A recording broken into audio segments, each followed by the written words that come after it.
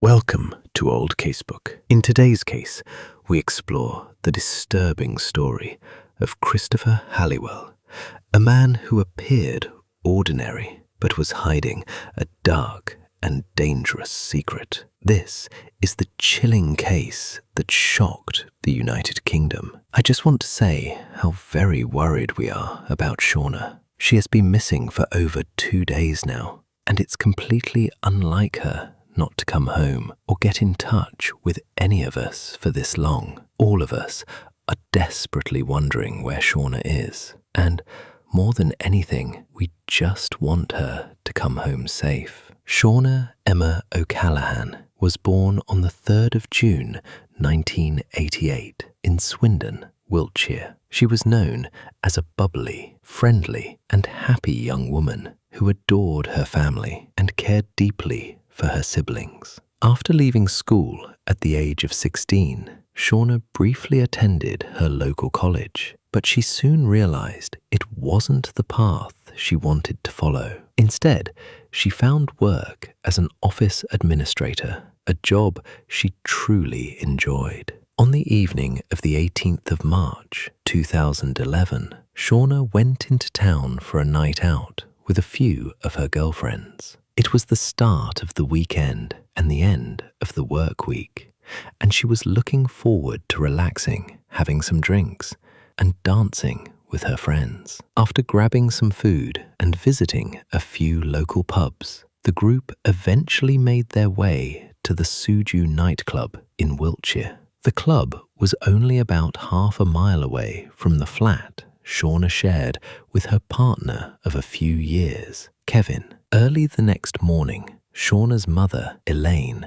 was enjoying a short hotel mini break with her partner when she received a worrying phone call from her son, Liam. Kevin had reached out to him, asking if he had seen or heard from Shauna because she hadn't returned home. She wasn't answering her phone, and there had been no activity from her on social media. Although she felt concerned, Elaine tried to stay calm and decided to give it a little more time. Throughout the morning, she left several voicemails for Shauna, but none of them were returned. Just before 10 a.m., Kevin contacted Wiltshire Police to report Shauna missing. He was extremely worried and desperate to find out what had happened. Her behavior was completely out of character, and no one could understand why she hadn't come home. Shauna was officially listed as a missing person,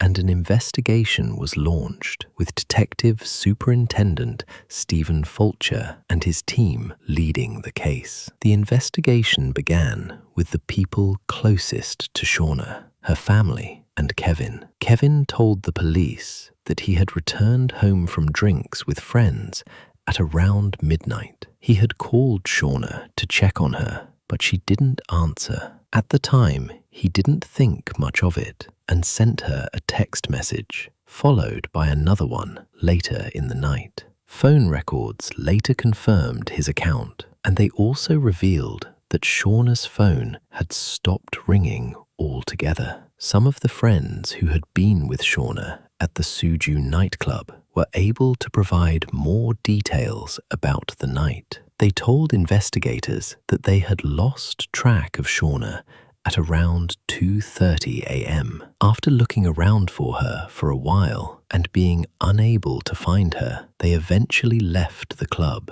assuming she had already made her way home. After confirming what Shauna had been wearing that night, police went to Suju nightclub to collect CCTV footage. It didn't take long before they spotted her on the cameras just before 3 a.m. Officers followed her movements as she was seen leaving the club and walking down the street in the direction of her home. While investigators continued reviewing the CCTV, missing person flyers were distributed and the public began joining the search. Media outlets reported the story in hopes of bringing forward more witnesses and drawing attention to the case. Shauna's family and her partner made an emotional public appeal, asking for any information that might help bring her home. As the search intensified, an anonymous donor even offered a reward of £20,000 for information. As police studied more footage along Shauna's route home, cameras picked her up again. She was walking alone down a quiet, deserted road. A few cars drove past her, and although she briefly disappeared from view, she could still be seen faintly at the end of the street as the vehicles passed. Then another car appeared. Unlike the others, this one did not drive past. Instead, it pulled over exactly where Shauna would have been walking. The vehicles remained there for a few minutes before eventually driving away. But when it left, Shauna was no longer visible, neither on that camera nor on any of the cameras further down the road. Police quickly began to suspect that Shauna had entered that car. The same vehicle had also appeared on other cameras earlier that night. It was a dark-colored Toyota with taxi markings and seemed to be circling the same area repeatedly. Authorities launched an urgent appeal to locate the car and identify its owner. As the investigation gained momentum,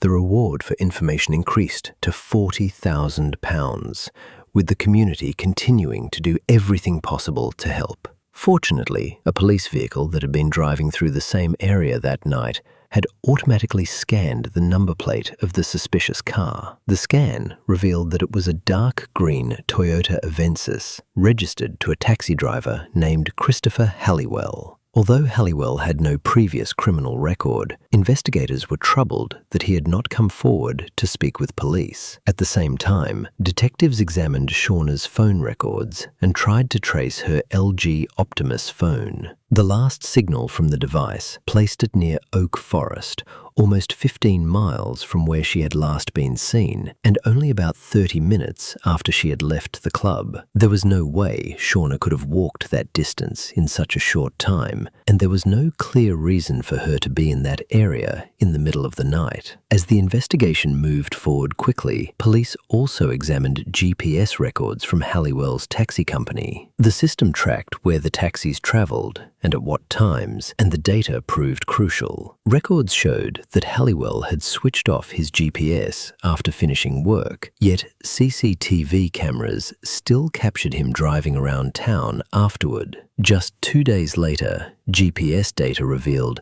that he had traveled near the area where Shauna lived. At the time, this information had not yet been made public, which only strengthened the growing case against him. Later that same week, security cameras captured him at a petrol station late at night. As he stood at the counter, paying for petrol and a packet of sweets, a missing person poster of Shauna was clearly visible in front of him. His demeanor suddenly changed. He turned his head away, appearing uncomfortable, and even covered Shauna's face on the poster with the packet of sweets before quickly leaving the station. After several more days of surveillance, police followed him to a supermarket where he purchased what appeared to be a potentially lethal quantity of painkillers. Officers feared that he might attempt to harm himself, so they decided they had to act immediately before it was too late. He was arrested in the supermarket car park. Detective Fulcher then instructed the officers to drive him to a remote location instead of taking him straight to the police station. Fulcher believed that Shauna might still be alive and thought that immediate questioning could lead them to her location. After hours of questioning, he finally broke down and agreed to take the officers to where Shauna was. Her body was later recovered down a hillside. She had suffered fatal stab wounds to the back of her skull and neck. Investigators were never able to determine exactly how she entered the taxi that night. It remains unclear whether she willingly got in, believing she was simply getting a safe ride home, or whether she had been forced inside. Police believe she may have fallen asleep in the car and only realized the danger when the driver took her far away from the city toward a remote area. A struggle likely followed before he murdered her. While police were standing at the scene, he reportedly made a chilling remark. He asked the officers, "Do you want another one?" He then went on to reveal another crime. In 2003, a young woman named Becky Godden had gone missing. He confessed that he had strangled her and buried her body in a field. Police later confirmed that a 47-year-old man from Swindon had been arrested for kidnapping and 2 murders. The discovery of both bodies brought some measure of closure to the families, although the pain of their loss remained immense. However, the way the confession had been obtained soon led to controversy. Detective Stephen Fulcher was later found guilty of gross misconduct for failing to follow proper police procedures during the interrogation. Because of this, some evidence related to Becky Godden's case was initially ruled inadmissible in court, which meant further investigation had to take place. Fulcher eventually resigned from the police in 2014, but he continued to insist that his actions were the right thing to do for the victims and their families. Shauna was remembered as a bubbly, friendly, caring, and loving young woman. People described her as instantly likable, beautiful, and thoughtful toward everyone she met. Although the grief felt by her family was overwhelming, their memories of her continued to provide comfort during the difficult days that followed. Christopher Halliwell was eventually found guilty of the kidnap and murder of Shauna O'Callaghan and was sentenced to life in prison. Years later, he was also convicted of the murder of Becky Godden. He is now serving a whole life order, the most severe sentence in British criminal law, meaning he will never be released and will spend the rest of his life behind bars. More than 500 people filled the streets of Swindon for Shauna's funeral. Although the ceremony itself was private,